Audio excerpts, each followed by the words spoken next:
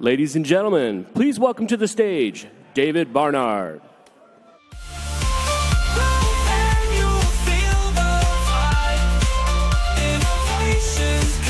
Good morning. Good morning, everyone. Thank you so much for joining us at the first annual App Growth Annual. Bit of a tongue twister. I want to introduce myself real quick. I'm Growth Advocate at RevenueCat. We obviously are a subscription app platform. Many of you are customers, some of you aren't. That's okay.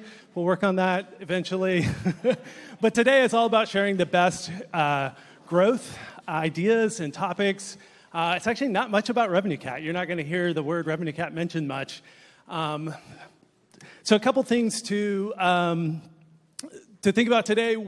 If you share on social, we are using a hashtag App Growth Annual. So if you share photos, share any insights that you learned from the sessions, go ahead and share with that hashtag.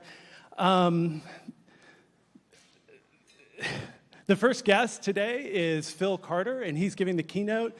Phil is one of the most knowledgeable people on subscription apps that I know, which is why we asked him to do the keynote. And one of the reasons he's one of the most knowledgeable people on subscription apps is that he took extensive notes on all 100 episodes of the Sub Club podcast that I host. So if you want a TLDR on the entire history of the Sub Club podcast, he's actually going to be tweeting out in a few weeks some TLDRs, and we'll make sure to link to all his notes at some point as well. But Phil is phenomenal. He worked at Quizlet, one of the big subscription app companies, one of the bigger in the world, and learned a lot of incredible things there. Also at Ibotta and Faire, and was a VC before that. Just an incredible guy, incredibly knowledgeable. And we're going to kick it off today with his keynote.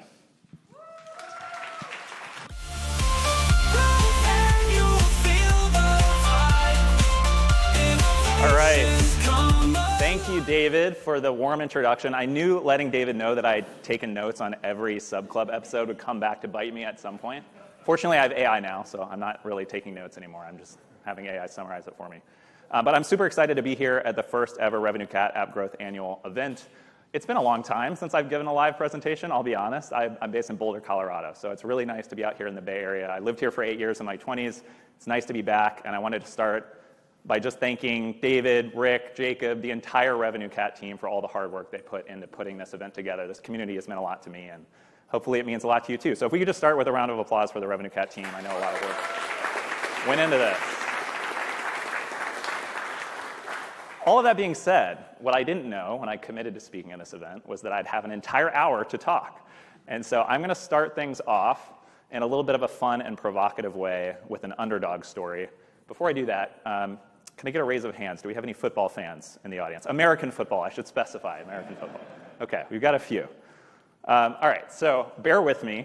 It's a little weird to start a tech conference keynote with a football story, but you'll understand why it's relevant. So I'm Phil. I'm a huge Minnesota Vikings fan.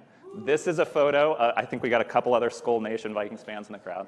I'm a huge Vikings fan, to the point where I've converted my entire family into Vikings fan. Not just my wife, but my daughters, Kinley and Liana. This is my oldest daughter, Kinley, when she was a baby. And it gets even worse because the name Kinley is actually Gaelic for fair-haired Viking warrior. And that wasn't the only reason that we named her Kinley. We liked the name. There was a backstory behind it. But this gives you a sense for just how much I love this team. But for the people who raised their hands, for anybody who follows the NFL, you know that being a Vikings fan is an exercise in futility.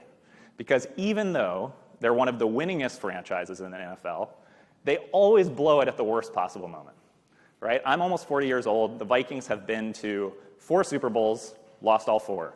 They've been to 5 NFC championship games in my lifetime, lost all 5, right? Every year they find a new and creative way to break my heart. But a few years ago, in 2018, the Minneapolis Miracle happened, and for those who remember this, it's one of the greatest moments in Minnesota sports history. Stephon Diggs, 10 seconds left, they're down by 1 point against the New Orleans Saints, catches a Hail Mary pass with time expiring, sends the Vikings to the next round of the playoffs. Everybody's saying, this is the Vikings' year, it's a season of destiny, and sure enough, 3 weeks later, I find myself in Minneapolis for a home Super Bowl watching the Philadelphia Eagles beat the New England Patriots. Because what had happened was the Eagles had beat the Vikings 38-7 the week before, and my dad's an Eagles fan, and so I promised him I would go to the Super Bowl. But it was very bittersweet because the Vikings had let me down once again. Okay, so why am I talking about football at a Revenue Cat conference? Well, depending on who you are and where you're from, you probably are thinking one of a few different things right now.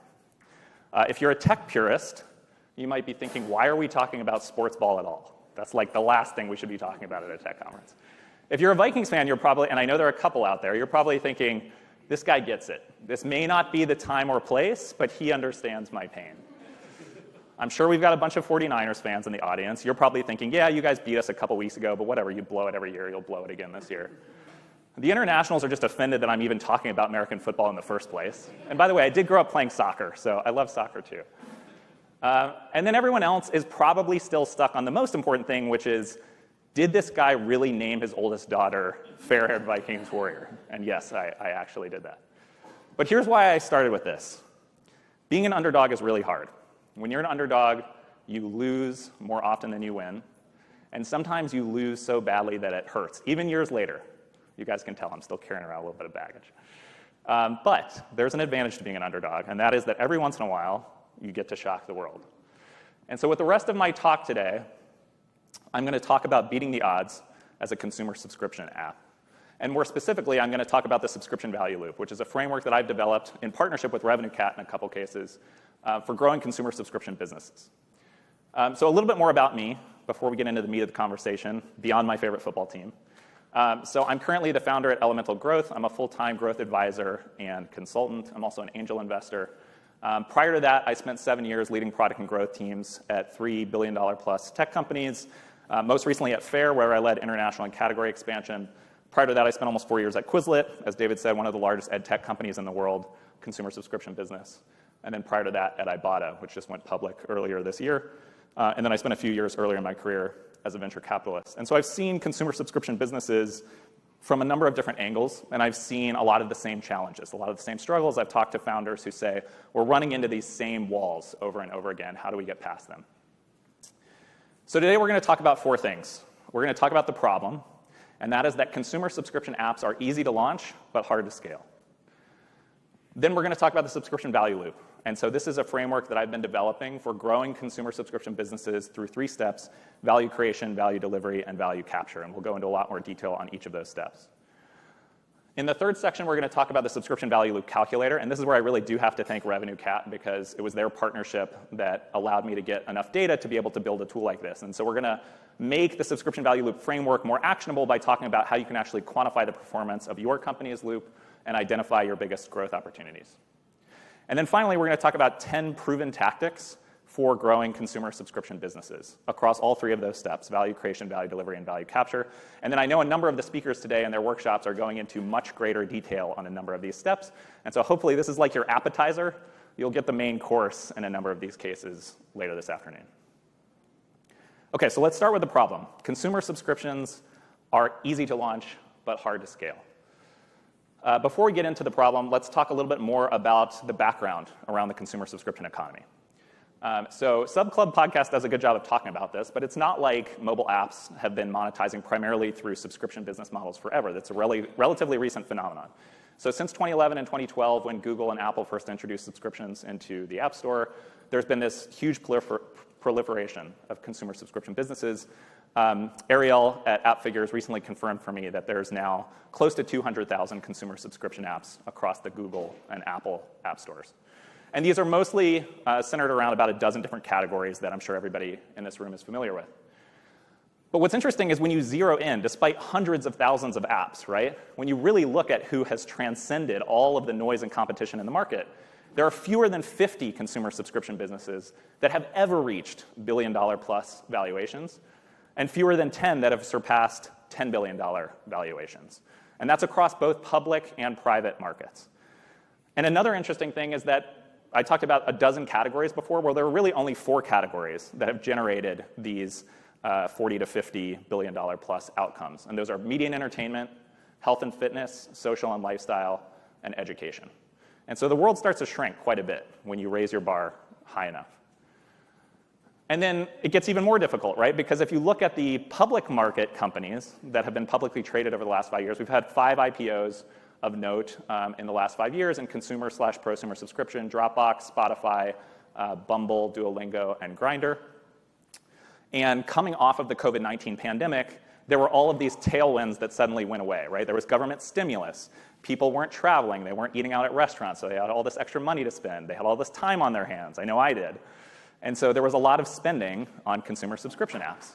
But as those tailwinds subsided, a lot of these companies saw their revenue multiples go down, and a lot of private companies that weren't as well funded struggled to stay alive. So the good news: relative to more complex models, like, say, enterprise SaaS, marketplaces, even social networks in some ways, consumer subscription apps can launch faster with less capital.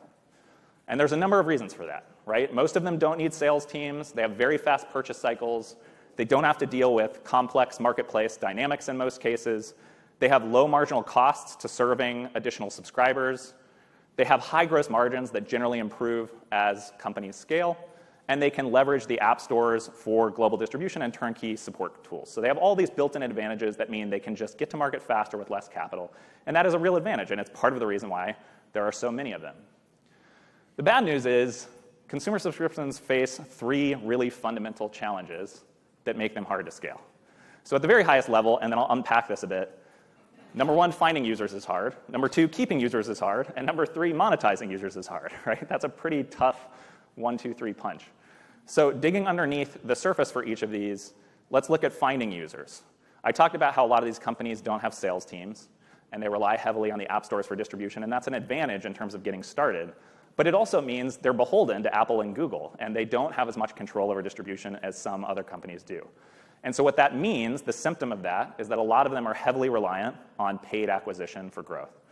Usually paid advertisements on Facebook, Instagram, Google, and a couple of other big channels. And those have become increasingly saturated and competitive, which is just making it harder to sustain healthy unit economics. The second problem is that keeping users is hard. And this one is fairly obvious, right? Like, if you compare consumer subscription to B2B SaaS, most B2B SaaS businesses have much higher retention rates. That's a simple function of there are just a lot of consumer apps out there, so there's a lot of substitutes. And also, consumers are fickle. They change their minds quickly, so it's kind of easy come, easy go. And then the third thing is monetizing users is hard. And so if you think about the other models I talked about, marketplaces, B2B SaaS, social networks, all 3 of those business models have ways of increasing the amount of money they can extract, especially from their best and most valuable users. So marketplaces, as they increase liquidity, they're able to bolster the amount of transactions they're doing, and that increases average revenue per user. As B2B SaaS companies land and expand within large accounts, they may churn some of those accounts out, but their most valuable accounts actually become more and more valuable over time. And so there's this metric called net revenue retention that ends up over 100% in the best cases for B2B SaaS. That's really hard in consumer. And then social networks, it's just a matter of more eyeballs and more engagement. And so as they increase engagement time, they're able to increase average revenue per user. Consumer subscriptions have it harder because a lot of them just have a single subscription tier, right? They might have weekly, monthly, annual plans, but they don't have a lot of different ways of monetizing their audience. And so it's just harder to monetize even the subscribers they already have, let alone users that aren't paying anything in the case of a freemium app. But you don't just have to take my word for it. RevenueCat has one of the best, if not the best, data sets in the world on consumer and prosumer subscription metrics. And in their latest 2024 State of Subscription Apps report, they published a bunch of these numbers. And what the numbers show is even top quartile apps in the 75th percentile, are converting less than 6% of installs into subscribers. And then they're losing more than 50% of those subscribers to churn in the first 3 months for monthly subscribers and within the first year for annual subscribers. That's a tough foundation to build a business on, right? And it's why a lot of VCs won't invest money in this category, or they're very, very selective about which companies they invest in. But there's good news, which is if you go beyond the top quartile and you look at the very best apps, the apps in the 95th percentile, the story looks very, very different. Subscriber conversion rate jumps all the way up to 17%. That's more than a 3x increase on the previous number. And then annual and monthly retention rates jump above 60%. And that is a sturdy foundation that can support a long-term sustainable venture-backed business. So the natural question becomes, how do I become one of the top 5% of consumer subscription apps if I want to build a venture-scale business? There's potential, but how do I do it? How do I drive sustainable growth? So I'm certainly not pretending to have all the answers here, but I've been developing a framework over the last year or so that I call the subscription value loop. And what it does is it highlights how many of the best consumer subscription businesses drive sustainable and compounding growth over time with two primary components: a core value promise that is unique and enduring, and then 3 compounding steps: value creation, value delivery, and value capture. And so I'm going to go a little bit more deeply into each of these components. We'll start with the core value promise. And this is the beating heart behind really any business, but certainly any consumer subscription business, that drives the other 3 steps. And so if you look at the best consumer subscription apps, they have value promises that meet 2 very important criteria. The first one is unique. And that's important because the app stores have just gotten so crowded, right? Pick your category: productivity, education, health and wellness. There's an app for everything. There's multiple apps for everything at this point. And so you have to find some way of standing out from the crowd if you're really going to be able to drive organic growth. And then the second is enduring. And again, it helps to have an enduring revenue model in any case, but as a subscription, you're dependent on it because you're assuming that you're going to have subscribers sticking with you long enough to keep paying for subscriptions over a long period of time. And so I've listed 4 of the top consumer subscription apps here across a number of different top categories. But honestly, even if I didn't show you the names, you could probably guess which companies I was talking about just by the language I'm using, right? Gamified study experiences, that's Duolingo. Find attractive singles with a single swipe, that's Tinder. And so you got to find some way of creating an edge where your company becomes synonymous with this unique and differentiated value prop. And then that value promise powers a subscription value loop that drives compounding growth through these 3 steps that I talked about: value creation, value delivery, and value capture. And as a company strengthens its core value promise and as these steps get more and more efficient, the wheel just spins faster and faster. Your LTV over CAC ratio goes up, your payback period comes down, and the company is able to go faster and more sustainably. So to dig into each of these steps a little bit further, value creation. What am I talking about when I talk about value creation? So 1, I'm talking about building a world-class product, right? Building a product that people want because that's the foundation of everything else. If you don't have a product that creates value, you're not going to be able to deliver or capture that value. And this is typically led by core product teams. So when we think about the organizational dynamics of who's doing which of these steps within a company, which is really important, value creation is primarily led by core product teams at consumer subscription companies. Value delivery is all about cost-efficient user acquisition. So it's how do I distribute the value from my product into the hands of more and more people as quickly as I can, ideally with a blend of both paid marketing but also organic marketing so I can keep my blended acquisition costs lower. And then finally, value capture, which is the most overlooked step for many companies. And this is all about making sure I'm converting enough users into subscribers and then capturing enough value from those subscribers to reinvest that revenue back into the business in the form of product innovation and paid marketing campaigns so that I can strengthen my loop over time and keep growing. So let's briefly talk about an example of each one of these. No surprise for value creation, I'm going to talk about Duolingo. I see Gina in the crowd. Gina actually teaches a case on Duolingo in a Reforge course that I teach. And so this feels like deja vu because we were teaching the course yesterday. But Duolingo does a number of things really, really well when it comes to value creation, right? It starts with onboarding. So they connect new users to the value of their product in a way that is not only fast, but really elegant. They don't tell you, hey, we're Duolingo, we're the best language learning app in the world. They show you. You open the app, they ask you a few questions. What language are you learning? What's your current proficiency level? How many minutes per day are you willing to dedicate to this? And then immediately you're into your first language lesson and you see how Duolingo is different, right? You're earning streaks, you're getting XP, you're purchasing power-ups. So there's immersive onboarding, there's gamification, there's personalized lessons. The language learning lessons literally adapt to you as you go because depending on how many right or wrong answers you get, Duolingo knows what your next question should be and how difficult it should be. And then proven efficacy. I'm not going to say that Duolingo is every bit as good as attending a college language learning course, but it's pretty close. There have been research papers that show this, right? You can learn a language pretty effectively on Duolingo at a fraction of the cost. So that's a lot of value. They've created a huge amount of value that then earns them the right to distribute and capture that value. The next example is value delivery.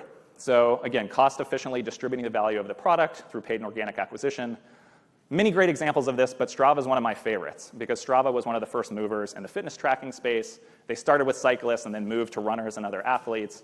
And they just get so much free organic acquisition from viral word of mouth, from people posting their workouts, not just in the app to get their kudos, but on social media. Over time, they've had to rely more on paid advertising, but they've gotten more and more efficient about how they do that. They've experimented with influencer marketing campaigns on TikTok and other channels.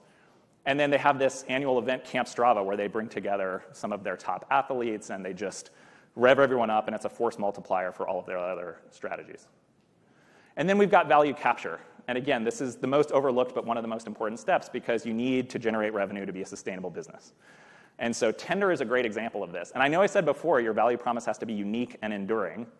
Well, in the dating category, having an enduring value promise is hard, right? Because if you do your job well, some people are going to churn. Many of them, by the way, come back.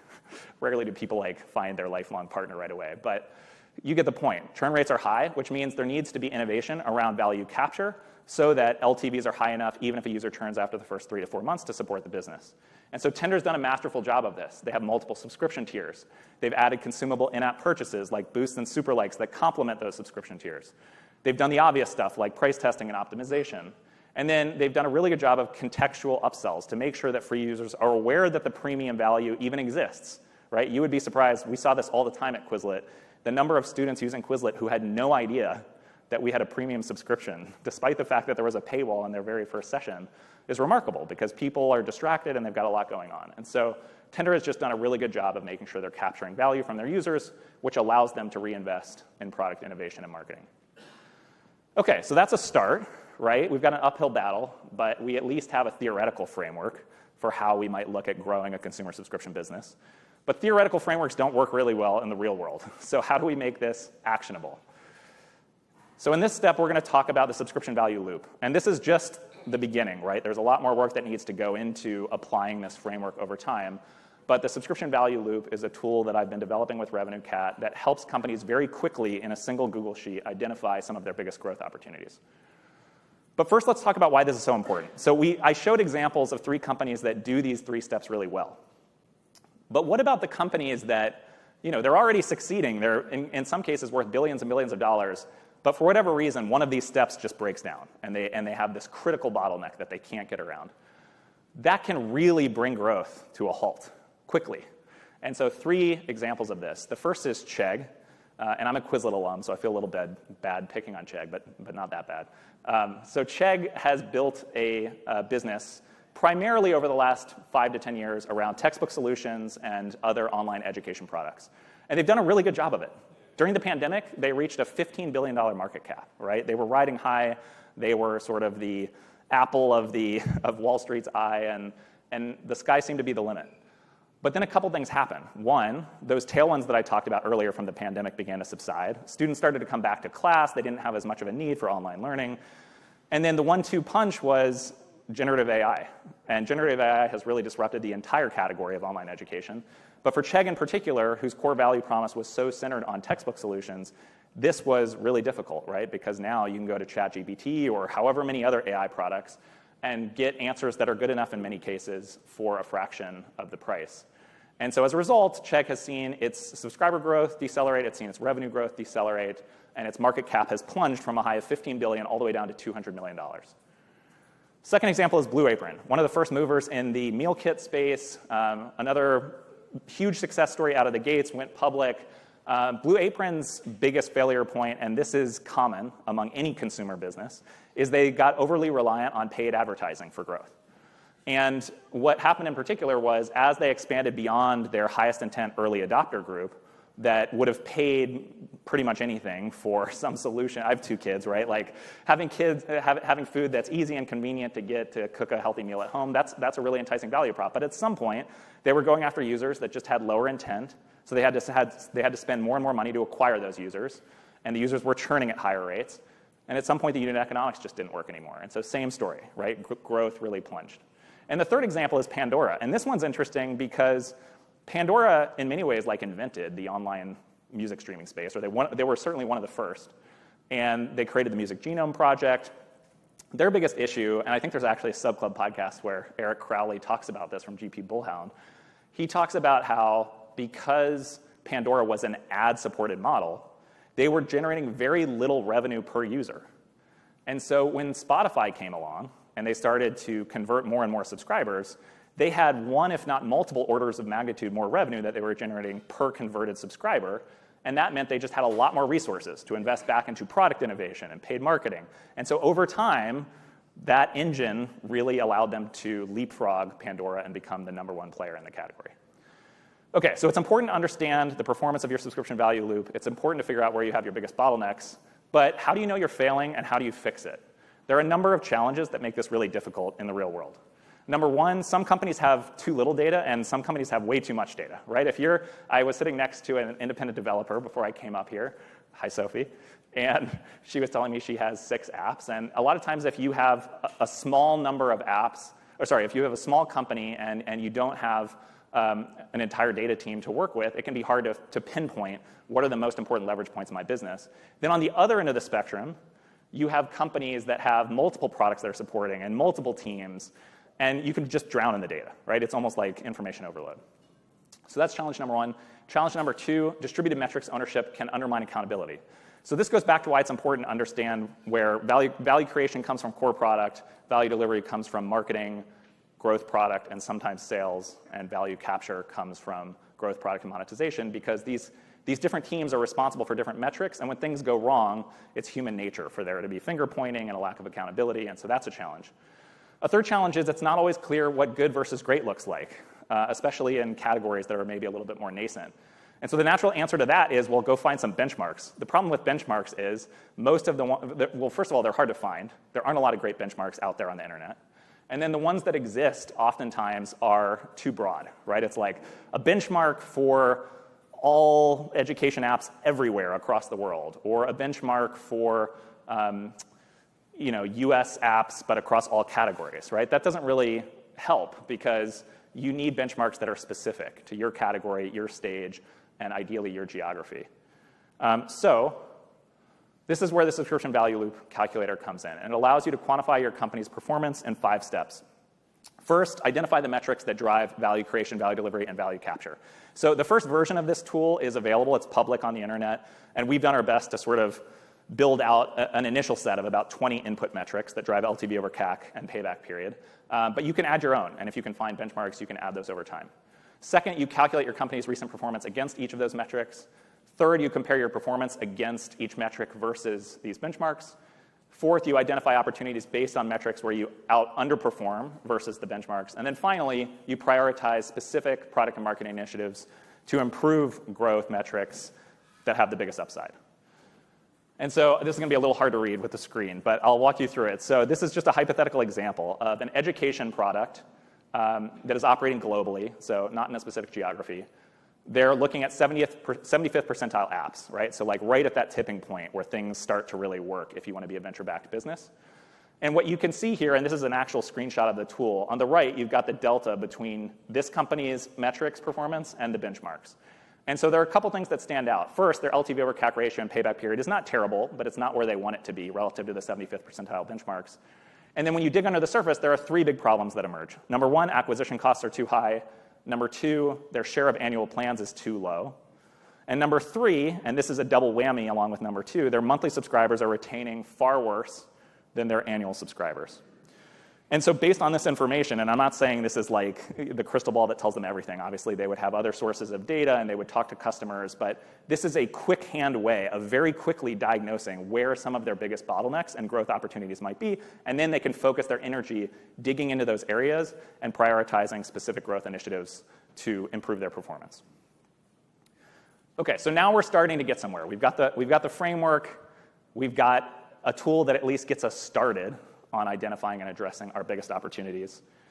With the last half an hour of the talk, we're going to get really tactical on specific proven ways that your company can strengthen your subscription value loop and accelerate the growth of your business. And we'll do this across all 3 steps: value creation, value delivery, and value capture. And I'll say that these are roughly stack ranked in order of expected impact, at least based on what I've observed in the market. But that doesn't mean you should just go down the list, right? That's where the subscription value loop calculator comes in. Figure out where your biggest bottlenecks are, and then start by prioritizing the initiatives that address those bottlenecks. OK, so number 1, and this is a little bit of a cop-out, but it'd be ridiculous not to put it at the top of the list, which is build a great product. So this affects the value creation step, and it impacts nearly every one of the growth metrics that I was talking about before. It's kind of the start of everything, right? You need a great product. I talked about that earlier. I'm not the best person to talk to you about how to build a great product. I'm not sure anybody other than, I don't know, maybe Steve Jobs could give a great presentation on that because it's so idiosyncratic to your company and your product. But there are a couple specific tools that I've found really helpful in at least gauging the degree to which you already have product market fit and then figuring out how you might improve product market fit over time. And so these are the product market fit survey and the 40% test created by Sean Ellis, who was one of the first marketers at Dropbox. And basically, he started asking this question: if you could no longer use such and such product, how would you feel? Very disappointed, somewhat disappointed, or not disappointed. And what he found was there was this tipping point around 40%, where if 40% or more of customers said that they would be very disappointed, you can be confident that you have at least the beginnings of product market fit. So to illustrate this with a specific example, there's a company called Superhuman that I'm sure many of you are probably familiar with. It's basically a lightning-fast email client used by a lot of entrepreneurs and tech professionals. And there's a great blog post written by their founder, Rahul Vohra, around how they ran this test in the early days, and they found out only 22% of their users would be very disappointed, which is not a great starting point. But then they dug deeper into the survey data. And first, they figured out if you cut the data by segment, there were 4 segments that had much higher levels of product market fit out of the gate. And those were entrepreneurs, managers, executives, and business development professionals. Basically, people who are spending half their day sending off communication after communication or receiving communication after communication. So then they focused on those 4 segments. They dug into the qualitative survey data, and they figured out that there were a handful of specific features that they could invest in, mostly centered around speed, reducing load times, making the product faster, that would really increase user satisfaction among both the very disappointed and somewhat disappointed user groups. And so by doing that, they built out this roadmap, and over the course of the next 3 quarters, they got their product market fit score from 22% all the way up to 58%. Okay, so that's tactic number 1, build a great product. Sounds easy, I know, but important. Tactic number 2, optimize pricing and packaging. So this is fairly obvious, right? One of your biggest levers on the value capture side is just changing your price to make sure it's aligned with user willingness to pay. This is going to affect everything from sign-up rate, trial start rate, trial conversion rate, all the way down to subscriber retention rates. And there's a whole course you could take on pricing and packaging. I'm not the foremost expert on pricing and packaging. But there are a couple of specific tools that I use on a regular basis that I've used in the past as a product leader and then now with my clients. And those are Van Westendorp analysis and conjoint analysis. And the reason I like these 2 in particular is they're kind of a nice 1-2 punch. The Van Westendorp analysis is very simple. You just ask 4 questions that basically gauge the point at which users on average start to feel like your product is too inexpensive, starting to get inexpensive, starting to get expensive, and then starting to get too expensive. And by looking at where those lines cross, you can figure out what your acceptable price range is and even your optimal price point within that acceptable price range. So that's Van Westendorp. It doesn't require a huge sample size. It's a relatively simple question to ask. It's not perfect. It certainly has its shortcomings, but it's a great start. Conjoint analysis is sort of on the opposite end of that spectrum. So it's a choice-based pricing study where you present users with 2 or more different packages of hypothetical subscription plans. Each one has its own price. Each one has a subset of the premium features you offer. And then you just ask users to select which of those plans they want. And by asking hundreds of users and asking each one of them to choose across 5 or 10 of these rounds, you get a data set that's large enough where you can not only gauge the overall willingness to pay for your product, but you can actually gauge the relative importance and marginal willingness to pay for each individual feature. And so this is a really effective tool for things like subscription packaging, where you want to understand, okay, do different segments of users value different features differently, and is there a subset of features that I maybe want to put into a pro tier because they're power user features that the majority of my user base isn't interested in, but the ones who are interested will pay a lot of money for it. So the example here is AllTrails. I'm sure many people in this room have probably used AllTrails. I use it all the time in Boulder with my kids. And AllTrails is interesting because when they started, they were going after really high-intent early adopters like backcountry skiers and hikers and search and rescue professionals. And so those people were willing to pay a lot of money for the product. But at some point, they needed to lower their price in order to go mainstream and attract a more casual group of hikers. So they lowered their price all the way down to $30, $29.99, and then they just kind of left it there for a while. But then over the last few years, they've come back to it, and they brought in an agency. They did Van Westendorp and conjoint analysis, And then based on that, they figured out that their optimal price point was somewhere in the mid-30s. And then the final step is you actually run the A/B test in the product. And after they did that, they found that their optimal price point was $35.99. That's what drove the maximum amount of revenue per exposed user in the A/B test. So that's optimizing pricing and packaging. In many cases, I find that this alone can drive a 5 to 15% lift in revenue growth, especially if you haven't spent time optimizing this in the recent past. OK, tactic number 3, delivering immediate value during onboarding. I think Hannah's giving a workshop later on activation, so probably a lot more to come on that. But my short version is onboarding is really important. RevenueCat has a data point in their last report that says that more than 70% of trial starts happen within the first day. And I would bet that most of those happen within the first session and oftentimes within the first few minutes. So what that means is human attention spans have gotten very short. You have this very narrow window of time to capture and inspire a user and explain to them why your product matters, right? Why should they bother to even spend any more time with your product, let alone pay you money for it? So there are a number of things you can do here. One is called the Psych framework, and this was created by Darius Contractor, who also spent some time at Dropbox, is now leading growth at Otter.ai. It's basically this idea that every screen and every component of every screen in your onboarding experience is either contributing positive or negative emotional energy in the user's mind, positive or negative psych. And what you want to do is front load as much positive psych as possible and backload negative psych, right? If you start by asking users to opt into notifications and opt into your IDFA prompt and then fill out a really long registration form, chances are a lot of them are going to churn before they even have any idea what your product does. And so it's important to make sure that you're starting with delighting the user, demonstrating value, and then backloading as much of these negative psych moments as you can. And then a few other more tactical ones. So emphasizing your core value promise very quickly, making it super clear what your product does and why it's special. Leveraging single sign-on options like Google, Facebook, and Apple. This just streamlines registration. So negative psych moments are going to happen. Registration is inherently a negative psych moment, but make it as painless as possible. And then personalize the experience. So in this example from Headway, which is a new book summary app that's competing with Blinkist, they follow a lot of these best practices. And this is just a subset of their onboarding flow. But you can see that right away when you open the app, you find out, OK, they're the #1 most downloaded book summary app. So I know what they do. They summarize books. They're the #1 most downloaded app, so there's some social proof. They must be doing something right. They use those SSO options to make registration quick and painless. And then there's about a 1-minute long survey where you answer a few questions about how much time you're willing to devote every day to reading, and then you answer a bunch of questions around what content you're interested in. And so after a few minutes, you get a personalized plan that basically tells you, OK, we're going to help you read 10, 15, 20 minutes a day, and here's the content we're going to serve you, and it just makes your core experience really, really positive. So that's number 3, delivering a great onboarding experience. Number 4 is investing in web-based conversion flows. So I know there's a couple talks later this afternoon that go deeper on this as well. This has become especially important in the wake of app tracking transparency since Apple rolled out ATT in 2021, because number 1, if you use a web-based onboarding flow, you'll get deterministic data on user responses, and that can be really, really powerful for optimizing paid marketing campaigns. And then number 2, there are actually a number of lesser-known benefits as it relates to LTV, not just CAC. So the obvious one is if users convert into a subscription on web, you're avoiding the 15 to 30% App Store fees. But on top of that, involuntary churn tends to be lower for subscribers that convert on web. And so that's 2 ways that you're actually increasing the average LTV of your subscriber if you can convert them on web. There's all sorts of challenges to doing this, so it's not the right answer for everyone. But it can be really, really effective if you do it well. And there's a company called Ladder. It's in the fitness space.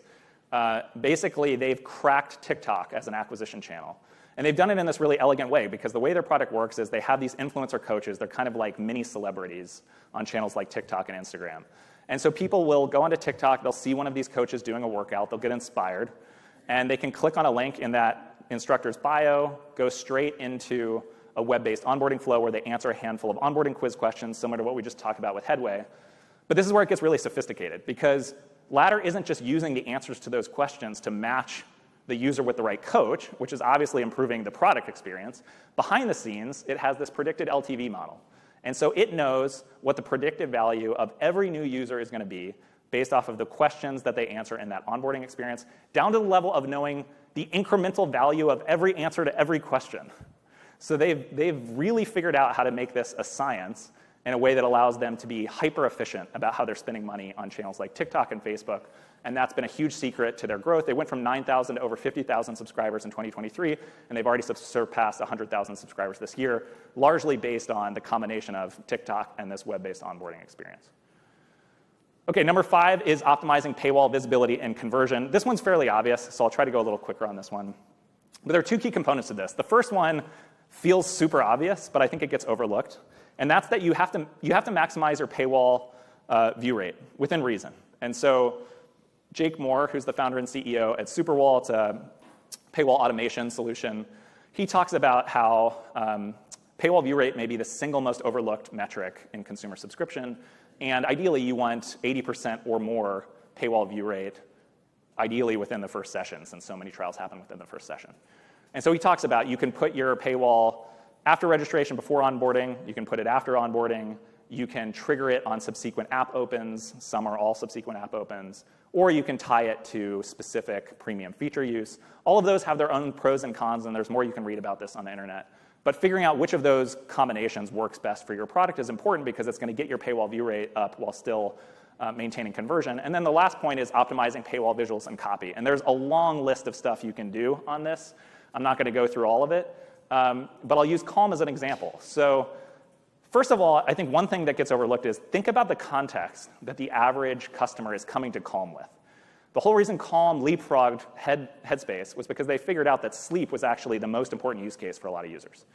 So what does that mean? It means that a lot of users are opening Calm for the first time in the middle of the night with bleary eyes on their phone. They're exhausted. They may be struggling with insomnia, and they're just looking for a solution.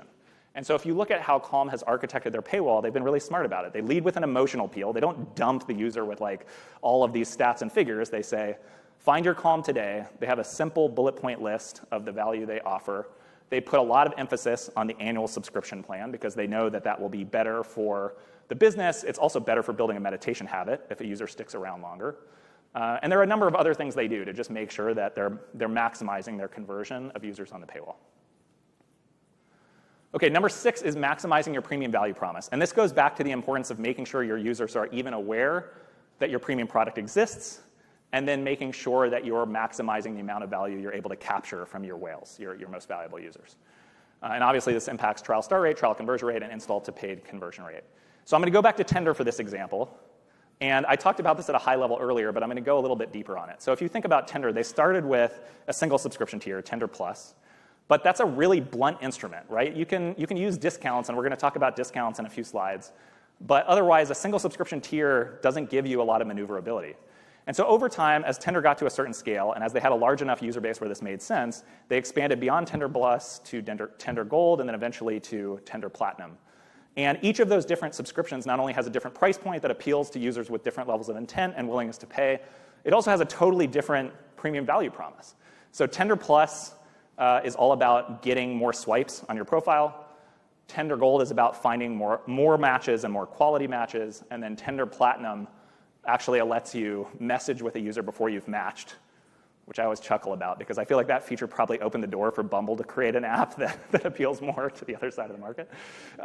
But they've done a really good job of splitting out these 3 different premium value props across these 3 subscription tiers.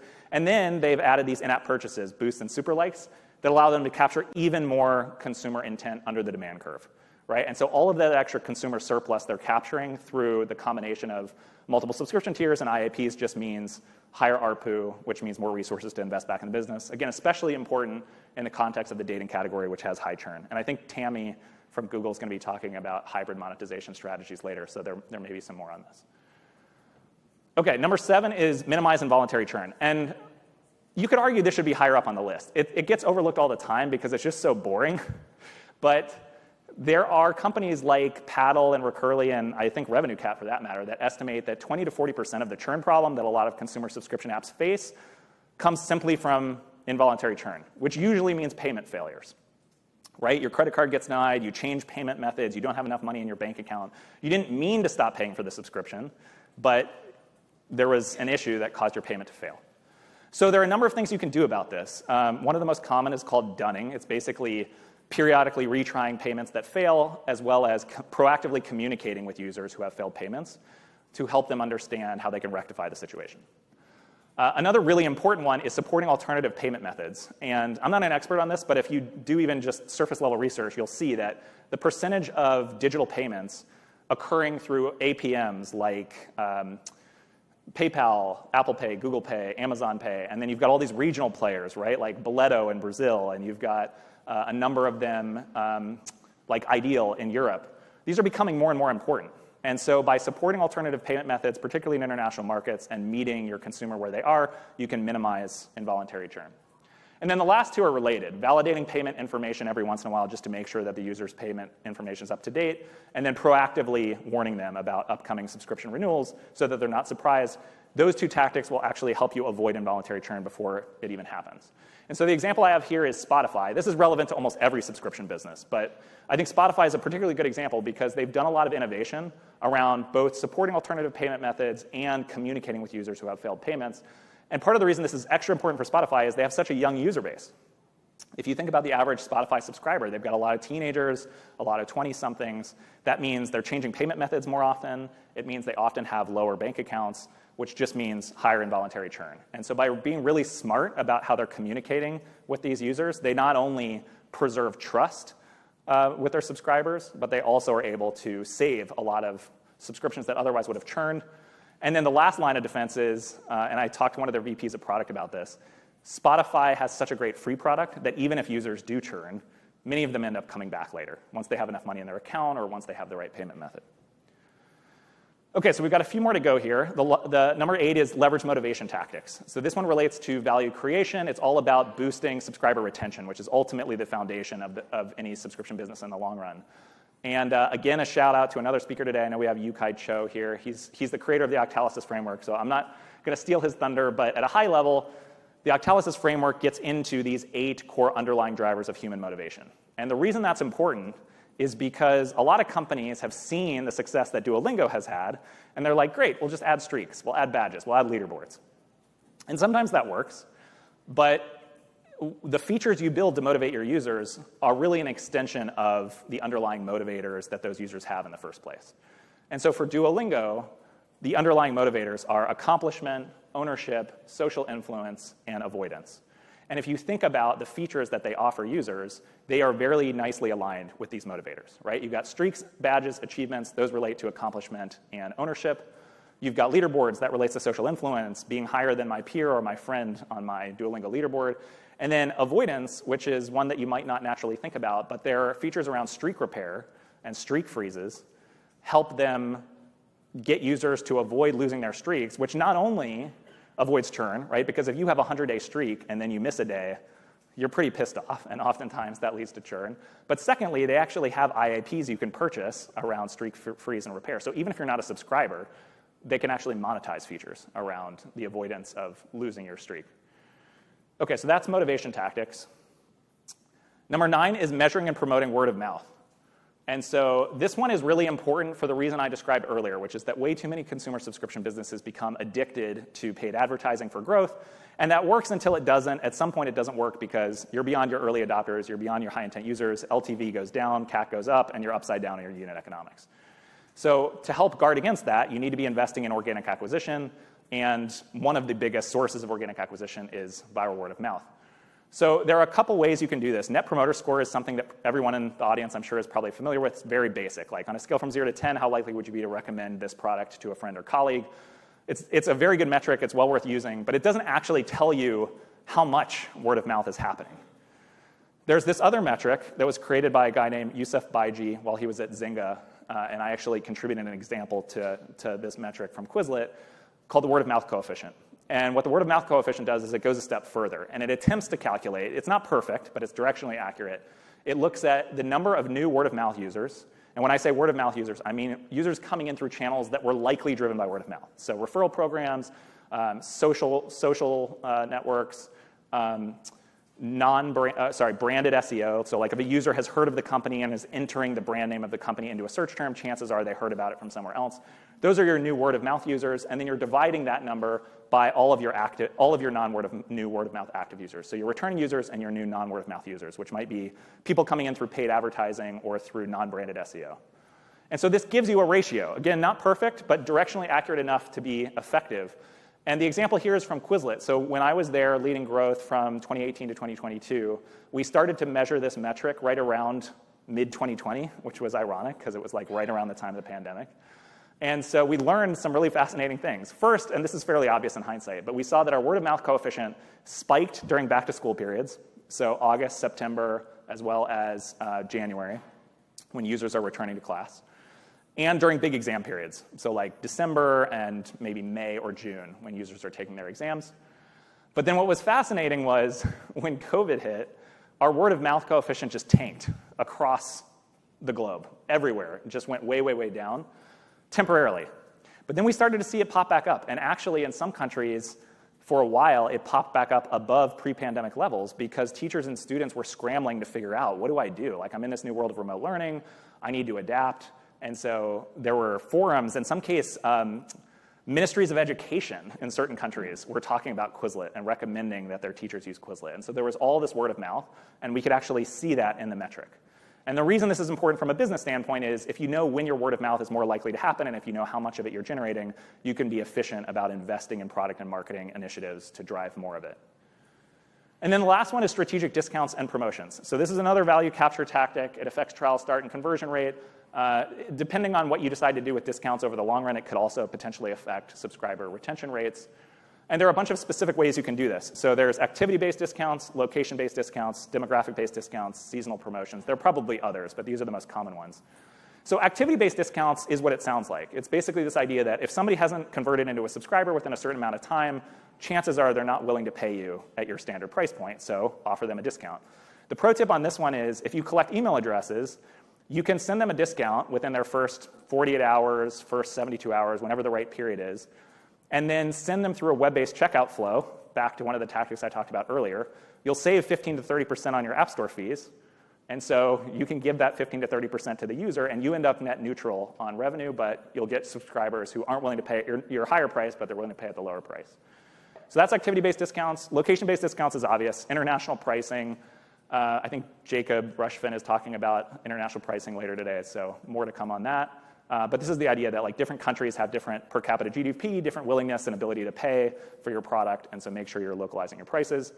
Demographic-based discounts, there are only so many ways that you can actually do this, but things like student plans, educator plans, in some cases military plans, family plans, these are ways that you can target certain user groups that may have lower or differentiated willingness to pay.